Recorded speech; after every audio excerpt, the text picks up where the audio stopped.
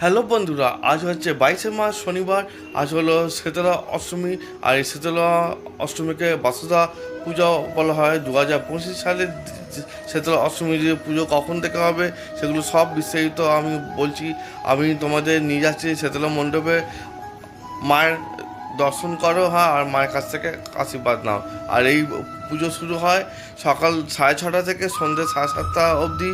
আর পুষ্পাঞ্জলি শুরু হয় সকাল 10টা থেকে 11টা অবধি।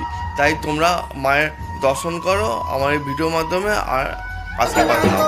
তো চলো ভিডিও দেখো।